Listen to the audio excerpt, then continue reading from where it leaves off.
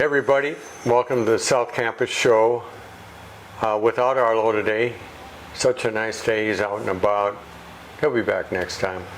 Got our guest here, Parishioner Mark McCarthy. Mark, welcome. Hey, thank you. Thank you. And Mark has been with Starkey Hearing Labs for some years. And I'd like to first of all just talk a little bit about your work with Starkey Hearing Labs, and I know there's a foundation that was kind of your focus. And we started going on mission trips. We did a few in the U.S., and then we started going to El Salvador, and then we started going to Africa, and it took off from there. Yeah, we did that for 15 years. Wow, around the world. I'm gonna ask Mark, how many countries have you visited in your career with Starkey Foundation, going around the world, these mission trips? It's somewhere around between 95 and 100. So I'm still counting a couple of them. But that's a lot of air miles. Yeah, a lot of air. Yeah. And a lot of them we went back to many times. So there were years where we were gone for maybe 300 days of the year. Yeah. So it was. And of course, when I met you, it wasn't quite as intense with the travel. And then after a time, I think you were gone. I think 80 to 90% of the year, it seemed like. Yeah. Probably exaggerating. Yeah. But it was quite a bit. It was always good to have you back, and then you were gone again. You see a lot of cultures. That kind of fascinates me. How is that? What kind of perspective has that given you? You come back, Victoria, Minnesota. I stay here. You go out. You travel the world. Yeah. What kind of perspective has that given you? That's a good question. I think it makes me more thankful and grateful for what we have in the U.S., where we really do have so much more than 85% of the countries out there that we went to. The countries we went to, by the way, were third world and developing countries almost entirely. So we didn't go to the places like Australia and places that didn't need our help. Yeah, yeah. So really focusing on that, we saw, desperate people. Just I felt that.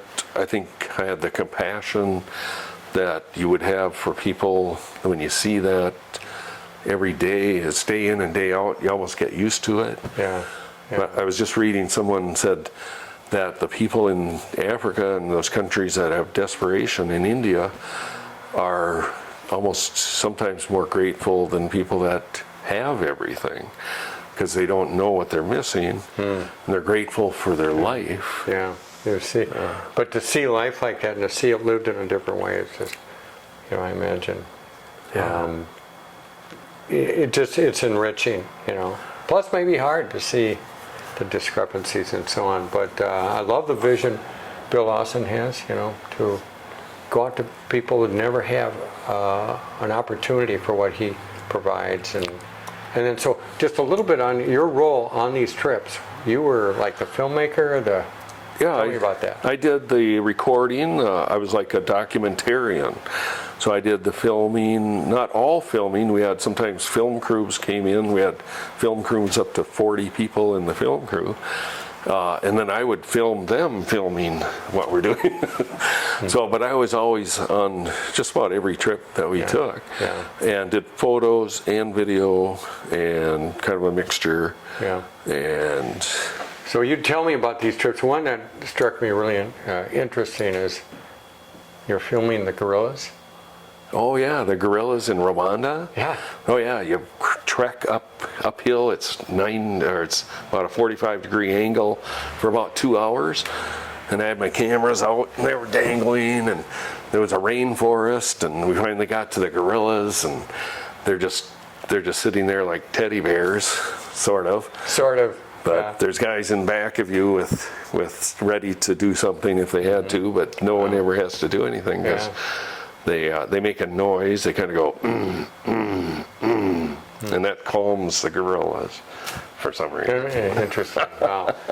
We could go on and talk a lot about that. So then COVID hit, and everything shut down, kind of like in the world, but for your travel, it shut down and shifted into something, and all of a sudden, Mark McCarthy is available to St. Victoria, so you take your skill set as film documentarian to helping us stream live masses and Yeah, we really got into live streaming. yep, a lot of, and I have to say, Mark, we were just lucky to have someone with the skill set that you have, and all of a sudden we put you right to work with Liz, Fom, and John and others, and that was really appreciated. So things are quiet. You all of a sudden you're around a lot. You've got more time. You're giving back as you do, Yeah.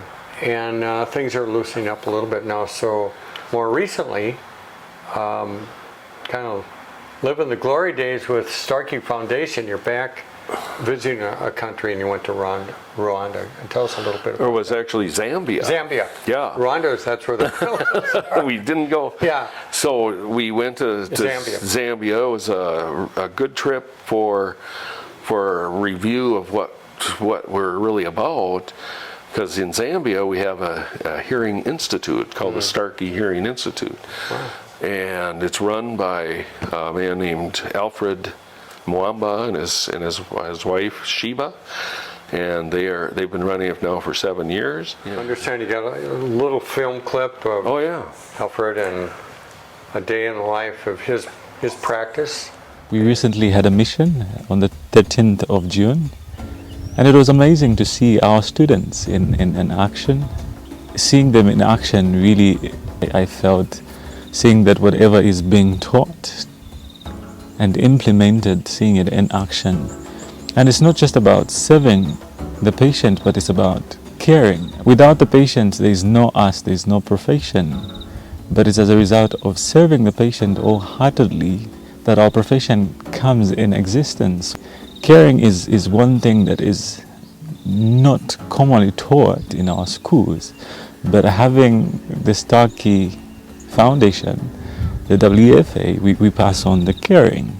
And caring brings about satisfaction, it brings about completion, so that when you save that patient, you save them with all your ability. Seeing a student in action, giving the care and saving the patient, it just brought about satisfaction in my heart. To Bill and Tani, thank you so much for being our founders and bringing this model that we're able to serve people in the community and pass on the caring. And we saw the caring even in our sponsors, so it's a love from them that was passed on. We could see that in a midst where lunch was ready and they said we don't want to eat until the last patient is served, and you could see that transitioning of caring from them into the model, which is the WFA. Yeah.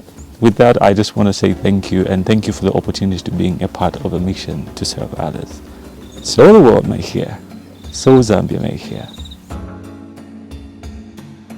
What strikes me is that Starkey Foundation, their relationship there in that country gave him the opportunity, and now they take it and run with it, and continuing the legacy. Starkey founded with the mission tours, and now it's gone local, if you will. Yeah. We don't have to be there anymore. We've discovered that people want to take it on, and we're going to set up more institutes. So it's kind of working yourself out of a job. Yeah, that's Love right. it. That's Love right. it. Mark, this has really been interesting, and I got to say, when we were in a tight spot, thank you again for coming through with sharing. You just happen to be skilled with movie making, and then we put you right to work. I love that. That's great. That's great. And Mark still helps us out, 1045 Mass, and many other things. So he's around. You got the best of both worlds. We got the best of them. Yeah. Mark, We all have the best. Hey, Mark, we got the Magic Hat. Oh yeah. Interview won't be complete. Grab Complete. something out there. Let's see what you come up with. Let's see. What person from history would you have enjoyed knowing, and why? That's a good question. I think Jesus comes to mind. I would have loved to have been his disciple. You are one. Ah. Carry on, you know. I want to be his Yeah, disciple. yeah, So yeah.